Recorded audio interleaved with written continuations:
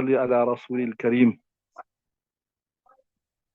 Okay, so the last discussion we discussed in detail the permissibility of or the impermissibility rather of touching the Quran when a woman is out when she have hadath akbar, right? So we said two or three things we mentioned. Just recap that if a person got hadath asghar, they only need to make wudu, then you can read the Quran, right?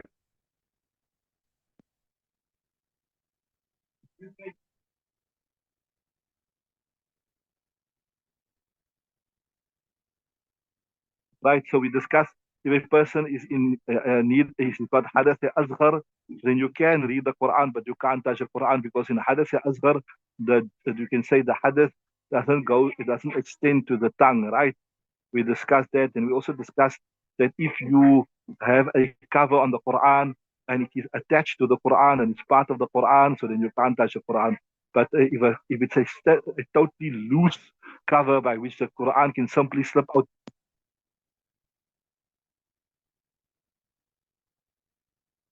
it can simply slip out, then it's fine. You can touch the cover. But so the moment the cover is attached, you can't. And also, you cannot use any cloth that is attached to your body, whether it's your sleeve or the tail of your cloth, etc. Because that is now tabi'ah, is joined to your body. So that means as though you are touching it with your body, right?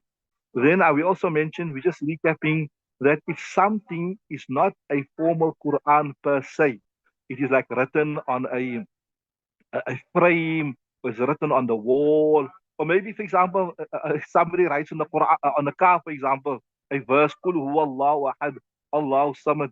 That means you can't touch the whole Quran without wudu. Before you jump in your Quran, before you jump in your car, you must make wudu. You get some of those verses.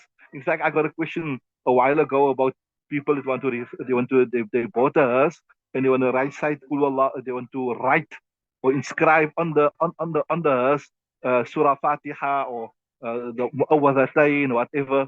So if you say the whole thing comes into like the form of the Quran, it means you can't even touch that vehicle without wudu.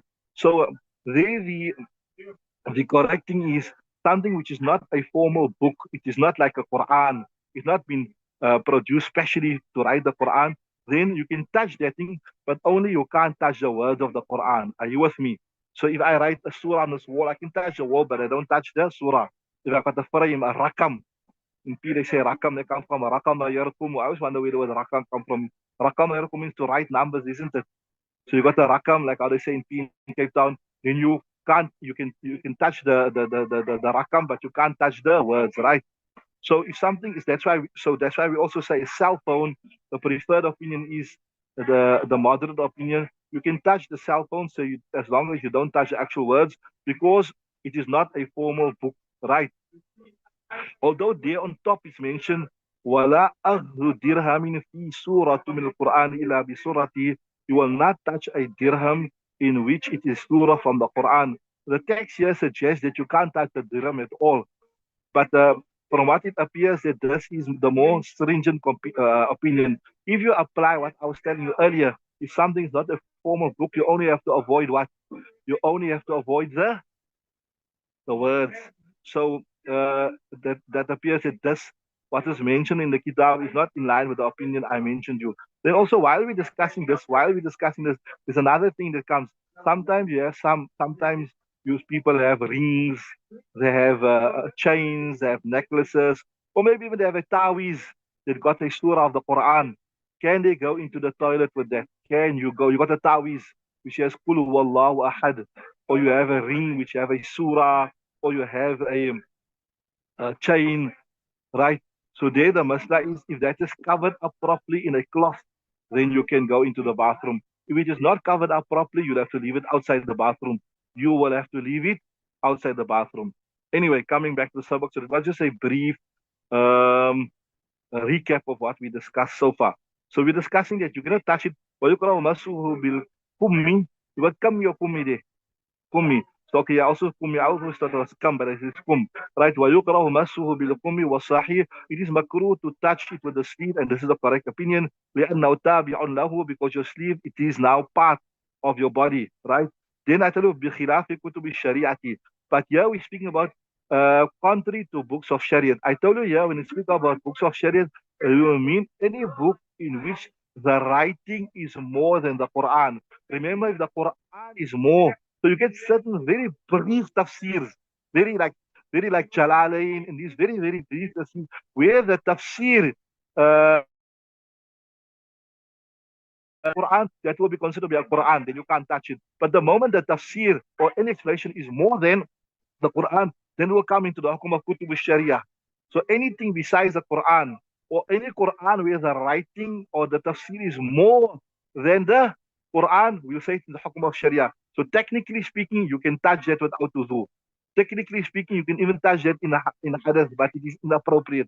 It's not haram, but it is against etiquette. Are you with me? So, بخلاف كتب الشريعة لأهلها, and this is specifically لأهلها means for the arbabul ilm, those people that are involved in knowledge. And here in the right, يرخص في مسهم بالكم.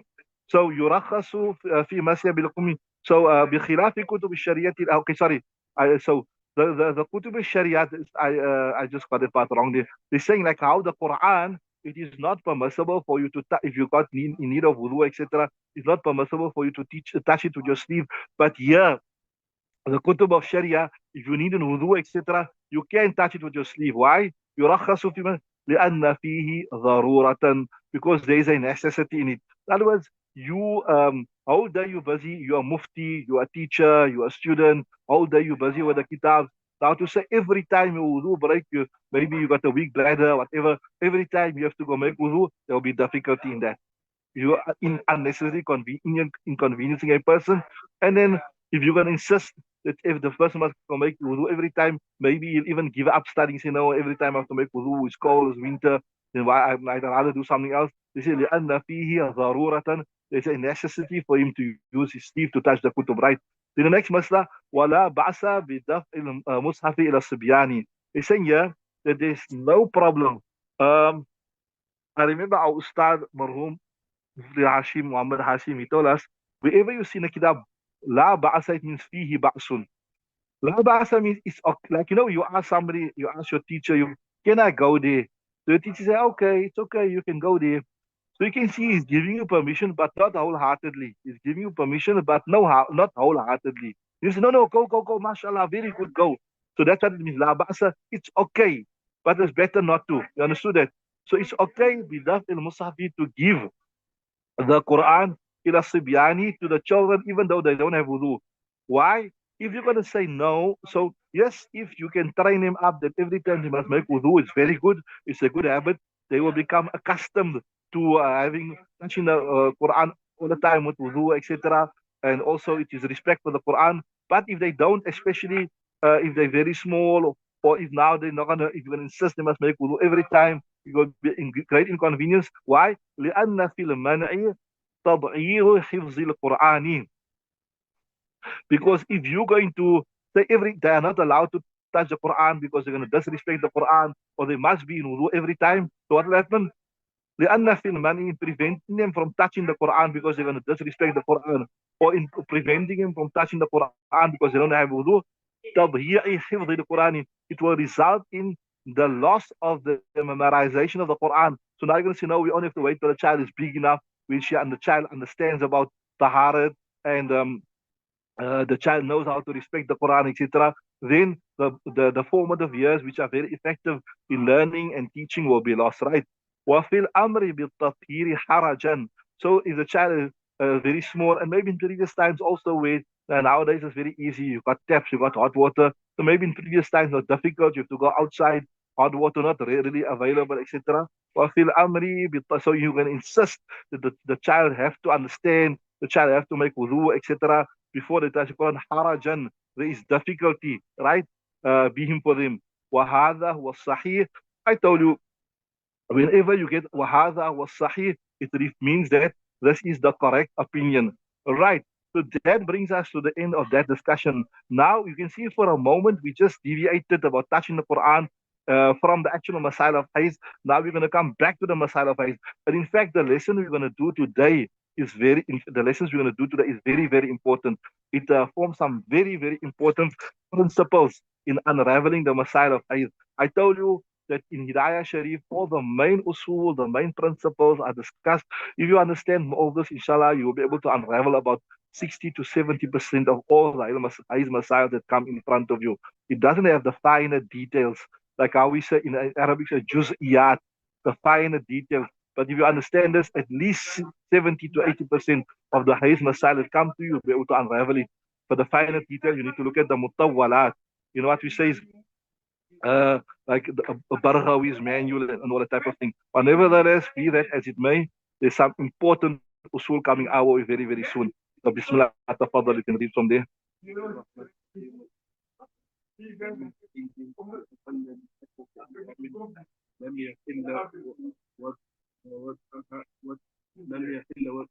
got alam yahilla or lam tahilla? Okay, that makes more sense. What you got? I got lam tahilla, and that means it's muannas. But you know what one is muzakkar, right? Carry on.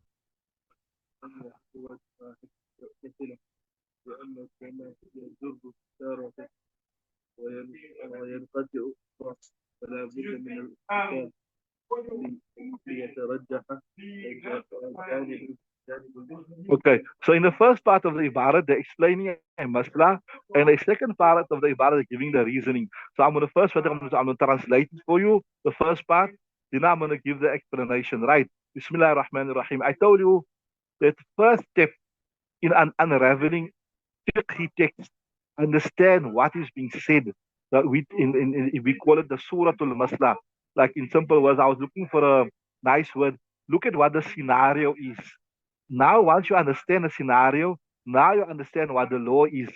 Now, once you understood what the law is, now you can understand the difference of opinion. And once you understand the difference, now you look at the dalail of both groups.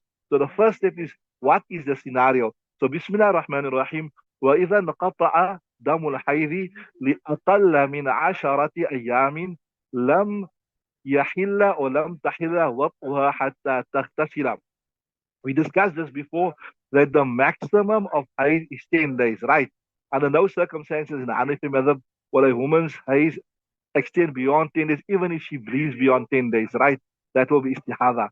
So, when a woman bled 3 days, 4 days, 5 days, 6 days, 7 days, 8 days, 9 days, whatever, her blood stops, then it will not be permissible for her to have relationship with the husband until she does not bath. No matter how, even if she delays the bath to such an extent, one salah becomes qaza, another salah becomes qaza, still it will not be permissible to have husband-wife relationship until she does not bath. So to understand it by way of example, say for instance, just say for example, and why I'm emphasizing this point because it will be relevant in the next subject. She bled 4 days, and she bled 4 days, and say for instance, Asar time comes in just at 4 o'clock, right? And she stopped bleeding at quarter to 4. For some reason or the other, say 20 to 4, she stopped bleeding. Technically speaking, when she took out the pad and she saw she's clean here, she's supposed to go and bath, and she's supposed to read Salah in that time because she's clean in that time. Remember, we discussed this before. You always look at the last moment of the Salah time. In the last moment of the Salah time, you are clean, you have to read that Salah. The last moment of the Salah time, if you are bleeding, then the Salah is maaf. Remember, are you with me? So her blood cut off at 20 to 3. She took her pad out. She saw that she's bleeding. She's not bleeding. She's supposed to read her salah, but she didn't read her salah. Whatever, she was lazy. She didn't know the Messiah, whatever. So now a salah became qaza upon her, right? So that Zohr salah became qaza, right? So after that time comes out, it will still not be permissible for her to have a husband and wife relationship, even though a salat has become qada on her. That is the scenario. Now look at the ibarat again and see how it fits in. See, Bismillah ar-Rahman ar-Rahim. وَإِذَا انْقَطَعَ دَمُ الْحَيْضِ. When the blood of Haidh stops, لِأَقَلَّ مِنْ عَشَرَةِ أَيَّامٍ, for lesser than 10 days, when 10 is the maximum, lam yahilla, I got lam tahilla, you got lam yahilla, makes more sense. Lam yahilla wat'uha, making what will not be permissible hatta taqtasil, until she doesn't have a bath. Why? Okay, I'm going to explain you first the next ibarat, and then I'll put it in the kitab. what he's saying is this, look here, see, we know the maximum of Haidh is 10 days, right? So even though maybe a woman normally bleeds, maybe she got a fixed habit, 4 days, every year every month she bleeds 4 days or 5 days. But it is possible that one day or one month she can bleed slightly more than what she normally bleeds. Right? Possible, very possible. And from what I understand, normally maybe because of maybe what she ate, Ramadan time, normally the ladies they complain that now because of the dates is very hot, so their cycle goes off bonkers. They're bleeding more, and the bleeding is coming early because when they go for Umrah and they're eating a lot of dates, etc. So the food also affects your cycle. So what I'm saying here is, it is very possible that um, that one month you can bleed more than what you bled last month. You understand what I'm saying? So when just say she normally bleeds for exactly 4 days. 4 days is how many hours? How many hours? 3 days is 72. 4 days, how many hours? Because remember, these things work to the hour and to the minute. Ne? You don't work, you work to the hour. So 4 days is how many hours? 4 times 24? Huh? 86 hours. So, right? So she bled 86 hours, right? 96 hours. She bled 96 hours. So even though this is what she's bleeding every month, but there is a possibility that she can bleed more because remember, until 10 days is not over, it could be Haidh. So there is a potential her Haidh could be extended. There is a possibility her Haidh could be extended. So now, to solidify that the Haidh is finished, to make what we say in Arabic, to make istihkam, to say, to cut off that possibility, although it doesn't physically cut, it's an abstract concept. It's not something physical, because even if she bleed after that, she still Haidh. Né? If a woman, she normally bleeds for 4 days every month, and then she thought she's clean, right? She thought she was clean, and after that she bled again. She has to make another ghusl again, right? But so it's an abstract concept. It's not a physical concept. So just to say, to like fix, like to seal that there is a possibility she can bleed, but just to seal off that now the Haidh is finished, and as I said, it's an abstract concept to say that now she won't bleed again. We say she must bath, and this will solidify, it will galvanize the angle that the Haidh is finished. Although if she does bleed, she has to bath again, and that salah will be nullified and something. So just to galvanize and to seal off the fact that the Haidh is done. Now she's, so see there, لأن الدم, because the blood, يضر تارة, sometimes it will continue, وينقطع أخرى, and sometimes it will cut off. So it is 50-50%. After she bled a normal time, 50% possibility she's going to bleed more. There's 50% possibility she's not going to bleed more, right? فلا بد من الاغتسال. So it is necessary for her to bath ليترجح جانب الانقطاع, just so that the side that it is cut off, يترجح, can be sealed off. And see how I'm translating it. I tell you, physically it won't seal it off. It's just an abstract concept to say that now this is to show that the Haidh is finished. You understood that? So, ولو لم تغتسل ومضى عليها أدنى وقت الصلاة, and if she does not bath, and ومضى عليها أدنى وقت الصلاة, and the minimum time of salat pass, بقدر ساتنكسين أن تقدر على الاغتسال, she can bath, والتحريمة هل وطئها, then um, right, then what he becomes permissible. So I think I explained the previous one a bit wrong. So when the blood cuts off immediately, right, just forget what I guess, blood off immediately, she can't make wati until she does not bath.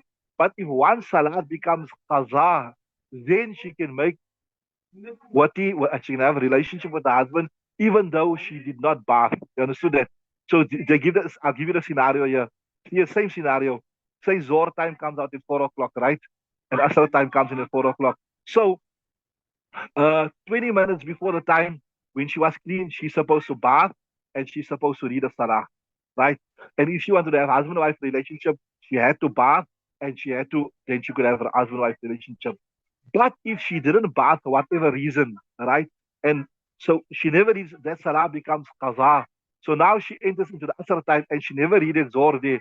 So there, even before even before she baths, she can have a husband-wife relation. Why? Because like how I told you that ghusl seals off to say now this haid is finished. That ghusl marks the end point of a haid. The fact that salah became qada, it also marks the end point of a haid. Are you with me? I think I might have explained it wrong earlier. I said that if this if that the first part I explained wrong there. That if even if the salah become qada, she cannot make wati until she does bath. That's wrong. So two things. So that the correct this are correcting here. If two things will allow her to make wati if she bled lesser than 10 days. One is what? Either she makes ghusl or either one salah becomes qada. Then whichever one of the two is found, obviously it's haram for her not to read a salah when she discovered a few minutes before. And here he says, how much time? So much time.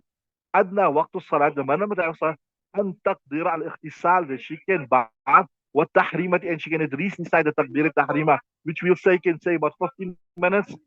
How much does it take for a lady in today's age with a shower also? It's even quicker just to bath and read and make a takbir tahrima 15 minutes. That shows you if 15 minutes before the exit time of the salah, she discovers she's clean, then she has to, that salah becomes binding upon her.